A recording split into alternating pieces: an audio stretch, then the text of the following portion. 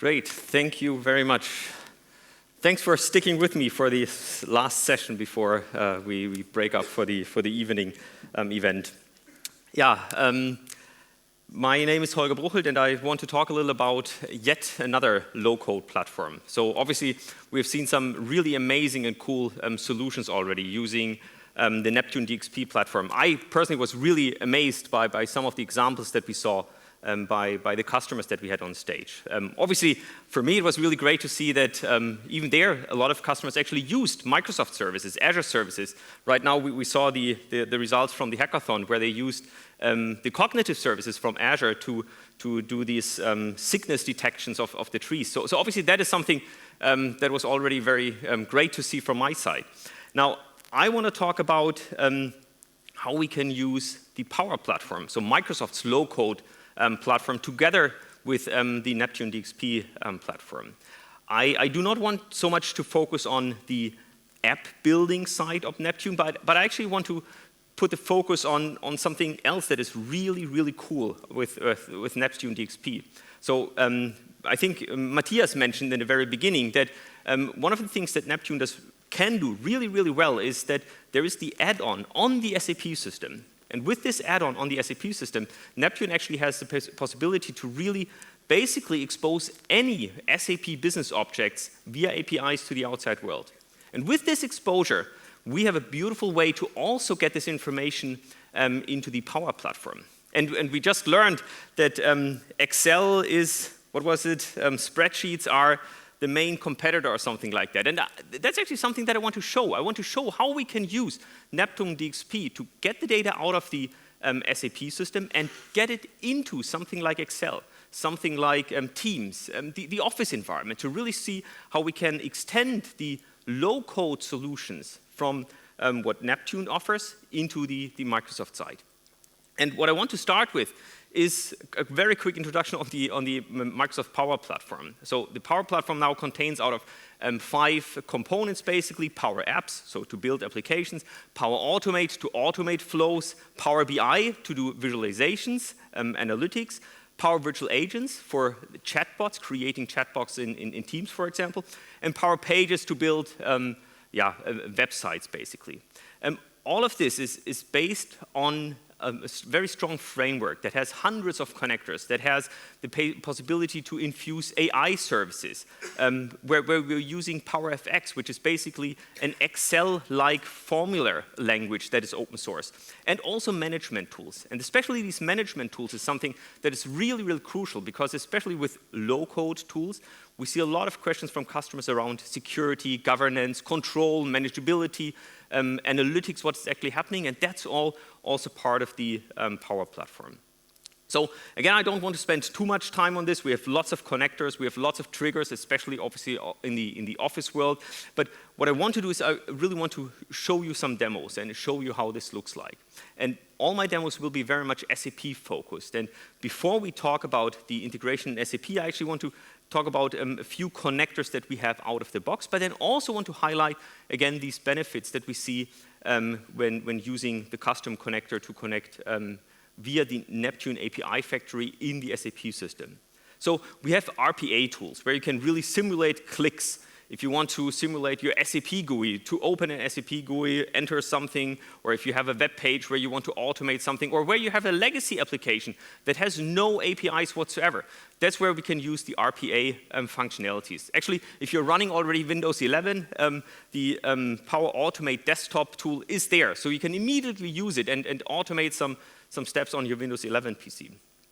Then we have an SAP ERP connector, which is actually SAP certified, which allows you to connect to standard RFCs and BAPIs in your SAP system. Another beautiful way to connect to existing services that are available in your SAP system. Then we have in private preview an OData connector. So obviously, when you look at the SAP Fiori applications, we see thousands of OData services now popping up. And with the OData connector, we have an easy way to connect and consume these services. Now, what we have with the possibility, or some of these solutions have some gaps and limitations that we offer. Because obviously, I think, again, like what Matthias was saying, we have only the possibility to connect from outside to the SAP system. what we can do with Neptune, we can really go into the SAP system and from there expose anything to the outside world. And that's what I want to focus on. That's really something where I want to talk about the API factory from Neptune, how we can leverage that to connect to the SAP system and then expose the information to the outside world. And I basically want to talk about two scenarios. One is where you, the Neptune experts, can actually help the business to create these Office applications, to help create applications for the normal business user leveraging the Power Platform. But I also want to encourage you to check out the Power Platform and build your own integration. Because as you hopefully see, since you know Neptune, since you know the SAP system, it's actually very, very easy to create an integration into the Office suite. So these are basically the two scenarios that I want to focus on. So I want to start with a normal business scenario. So maybe, and these are all live scenarios that really interact with an SAP system. Maybe I start my day in Teams, and in my Teams channel, we had some examples before from the cement company, I forgot the name, where they talked about workflows, workflow approval scenarios. Maybe this workflow approval is something that you would also like to expose into Teams. And that's actually really, really simple. So one of the things could be that I have here now a so-called adaptive card that shows up in Teams, and now I can just approve this order, for example, in the SAP system directly via Teams. Maybe I have an invoice that I need to sign and book into the SAP system. So what I can do is I can just, for example, take the invoice from this PDF document. We automatically analyze, so we're using the AI Builder functionality to extract the relevant information from this invoice. At least we are trying to extract, there we go. So we extract all the relevant information. Maybe I can sign this now here and submit this again to the SAP system. So again, something very easy and intuitive for me as an end user. I have the invoice, maybe it was uploaded by one of my suppliers to a OneDrive and we triggered a process. We got this into the Power Automate or the Power Platform flow. We analyze the invoice and we just have this Power App to sign and get the data in our SAP system. Then maybe I get a notification here that this email was now signed, and now I want to create my own application. So I'm the business user. So what do? Similar like I call other Office applications, I just call Power Apps directly from Office. And that's really something where I think we're doing fairly well with the Power Platform at the moment. So I think the last numbers that we released was that we have over 20 million monthly active users that are really using the Power Platform. And one of the reasons, I think, is because it is so accessible to the typical Office user. So what the Office user will probably do, they will just create here a new application, Neptune Customers or something like that. We click on Create. And now we're similar like with Neptune, we create a canvas to create an application. I have here my elements, so maybe I'll drag here a gallery, maybe want to search for certain customers, so I'll want to have a text input field, and maybe I just want to have a button to trigger something. Now, the trigger something is obviously the important thing, so what I'll do is I'll look for a Power Automate flow, and what I can do, I can just here search for customers, and what I see is I have here a Neptune list customer by names component. So I'll just select that, and we'll take a look at this or how this was actually created in a second. But here, I'm now enabling the business user to look for customers. So what I'll do is I'll just, for this button, I'll create here a clear collect, which we call obviously set customers, and we'll use the Neptune list customer by name functionality here to search for the input that I have here in this field. So that's called text input, text, and one bracket is missing. So with this, we have now a very, very simple action that happens. Obviously, I could rename this button. I could rename this text field. And here, for our gallery, I'll just select the customer list. We'll maybe change the layout here to something different, and then I can immediately give it a try and search here for customers. So I always use here this Technoland placeholder. If I click on that, then now we're getting live data out of the SAP system. So the magic, or as you saw, dragging and dropping these elements is really, really easy. Anyone can do this. The magic is actually the connection to the SAP system. And that's where, when we take a look at the Neptune platform, we have down here the API factory. And the API factory, that's really the heart of the connectivity here towards the SAP system. So if I click on the API factory, I can see some customer APIs, but I can also see system APIs that give me access to standard functionalities in the SAP system, basically. And to be honest, a lot of these things are actually not able to use from the standard connectors that we are offering from Microsoft by default. So this is really something where we see the huge value that this native deep integration of Neptune in the SAP system brings also to the Power Platform. So what I'll do is here, I will, I think this one, the DDIC search help functionality, what I'll use here, I can select here the search help for customers, so that's perfect. And obviously, this is something that the Neptune developer would use. The Neptune developer who has an experience, who knows SAP, who knows what to look for if for example, the business user would ask for customers. With this information, I can actually test this scenario here directly from the API factory. So I have a beautiful way to, let me scroll down, or wait. So I have a beautiful way to test and experience this functionality directly here from the API factory. What I can also do is I can take this Swagger user interface, or actually there are different capabilities, there are different versions that I can expose, but with this open API specification or Swagger, I can switch to the Power Platform and I can create a so-called custom connector. So what I'll do is I'll just paste this URL from the API that I just exposed, and let's call this Neptune customers.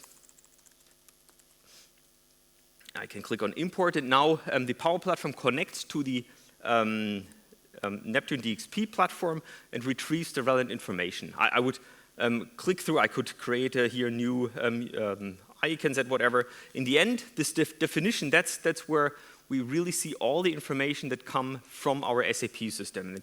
And here's, for example, this post-execute functionalities that allows me to really retrieve the customer list from the SAP system. Now, what I would do is I would save this connector, but then in the end, I create a Power Automate flow. This Power Automate flow basically calls this custom Neptune connector. It provides me, it sends here the customer name that is handed over by the Power App, the Power App application, and then as a result, I get the data back from the SAP system. And that's exactly what the end user, the business user, used in the Power App. So if I open up here a slightly enhanced version of this specific Power App, then you can see that I have now here the list of my customers. I can refresh this. What I do, it's fetching here the information. What I've now implemented as well is a functionality to get some more details. So in this specific case, the billing due list for this specific customer, and I get here some information like billing date, sold to city, and stuff like that. Now, what you might see, and this is only one thing that I wanted to, as an example of the power of the Power Platform, is that here I have this billing date, which has a format of 2002-12-04 basically, which is nice, but actually what I would probably like is to have this in a, well, in Germany we have date, dot, month, dot, year. So for anyone, I guess, in this audience, it's really, really easy to create a regular expression that changes the format of this specific scenario, so that instead of the actual date that is coming from the SAP system, I have a more readable functionality. So what we are doing with all the investments, and maybe you have seen GitHub Copilot, the whole work that we are doing there with GTP3, the OpenAI initiative, and really infusing AI functionalities in our products. What we can do here, for example, is if I go to ideas and if I say, well, I don't want this state here. What I would actually like is a format like this. So that the format should be day.month.year. If I click on Get Ideas, then we are using GTP3 to analyze the concept. And this is just an example. Obviously, this works with a lot of other scenarios as well. If you want to search and filter a certain table after the first name or something like that, or if you're looking very much like what I did in the beginning, where I had to type this clear collect set customer, which is hard to remember. The idea is that we are bringing more and more of this AI functionalities to the business user, so that you as a business user, you don't need to know that, look, there's a write this item, comma, to, mid this item, blah, blah, blah. This is automatically generated by the Power Platform for the user. And if I click on here, apply, then, yeah, okay, all of these dates were on December 4th. If the date would have been different, then now obviously the format would be, or the actual numbers would be different. But you see, without knowing what this strange formula is, remember, I'm now a business user. I don't necessarily know all of these functions. All of this is brought to me by the AI capabilities of the Power Platform. So this is really something where I think the combination of the API factory, exposing this information by an SAP expert, by a Neptune expert, to the outside world can bring a huge potential to business users creating, for example, here an app in the Power App platform. Now, I promised that I wanted to also talk about getting the data into other tools. And one of the important things that we see a lot with customers is obviously the whole Office integration. And I want to start with Excel. And obviously, this is just, again, a very simple example, but my intention is to show you the potential, what we have here. So I have here a list of customers, and you can see some of the information here is missing. Now, obviously, what I could do is I could now open up the SAP GUI, or maybe I have a beautiful Neptune app that shows me the information where I can go to the Neptune app, and I can copy and paste the information to Excel. Now, what I can also do is I can just open up Power Automate directly from Excel. So again, we are empowering the business user that knows how to work with Excel with additional informations to also connect to the outside world, basically. And what I can do is, if I, for example, here select this specific customer, I can just click on Fetch Customer Information. Okay, maybe I need to authenticate here. Then I can click on Run Flow. And now, hopefully, we'll see in a second that the information of the customer ID, the customer city, and the zip code are showing up here eventually in Excel. Okay, maybe not. Let's take a look how this was supposed to be, actually. So let me click here on Edit. I don't know why it's not working, but let's click on Edit, because you'll see a lot of similarities to what we just saw when we created the Power App. So we're basically saying, well, there's a trigger point, and the trigger is select some information from the Excel sheet. So there's a table, customer list here, and that's what you should get the initial information from. Then we again use Neptune, or the API factory, to call the SAP system. We do the very same thing. We look up the information for this specific customer name, and then as a result, we update the customer ID, customer city, and the zip code. And let me actually quickly check why this didn't work. Let's go here to our flows. And then we should have here the fetch customer information. If I click on this one, we should see, oh, that's still running. Maybe the SAP system is very slow. So let me do this again. Let me try it with the other one. Maybe we can do something in parallel. Maybe this one. No, of course not. I mean, if the SAP system would run on Azure, then we could scale up, obviously, and then, oh, here it works. So with this one, it worked much faster. So, I mean, what I really wanted to highlight is that with this capabilities, we empower the business user who knows how to work with Excel within a very few clicks to create their own Power Automate flow and then work with data in Excel from the SAP system. And obviously, this is a very, very simple example.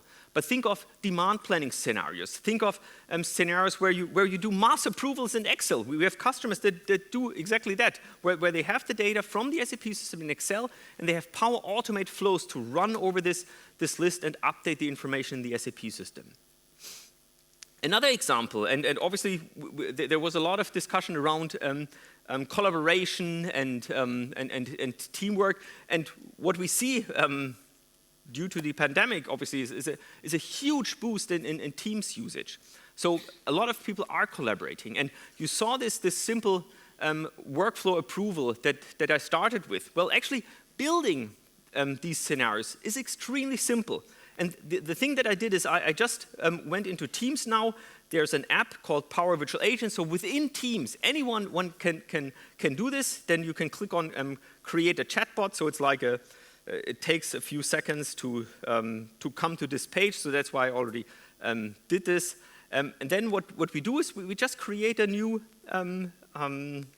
chatbot experience. So if I look at the time a little, so we have some trigger phrases, maybe customers, maybe accounts, maybe contacts or something like that, contacts. These are trigger phrases, so we greet our user once the trigger is received, and then we just ask a question and say, what customer are you interested in, or something like that. And we just say, well, we want to have the whole response, and we put this as the customer name. And now, the very same thing as before starts. We just say, well, call an action, and we call a Power Automate flow that again uses the Neptune API factory to connect to our SAP system. So we're using the very same functionalities here. We're passing over our customer name. We get, as a result, the customer ID, city, and zip code. And then what we'll just do, we'll say, show a message. And for simplicity, I'll just say customer name. And here, maybe we'll just put the customer city, and that's it. So with this, I can save. I can test the bot in here. But maybe we'll skip the testing part in here. And once it's saved, we'll just go ahead and go to publish. I can publish it to Teams, and within 5 minutes or so, we've now created, and hopefully I can show it to you in a second, we've now created a simple Teams bot that uses the Neptune API factory to connect to the SAP system, to retrieve information from there, and to display it in Teams. So the chatbot starts. So maybe we'll just say hi, and then we'll say hi, no, hi, I want to look up customer information. So customer is our trigger word that we defined. Oh, no. I want customers. Let me see. Was it? Okay, customers, small mistake. Now, what customers are you interested in? So we'll, again, take a look here at the customer Technoland. Again, we're running through our flow. We're calling the API factory. We're connecting to the SAP system, and we can see here that the customer Technoland is based out of Stuttgart. So within very few minutes, we created a completely new bot experience in Teams, natively in Teams. So this is really running like any other chat that you have in Teams. And again, obviously, this is something that you can do in 5 minutes.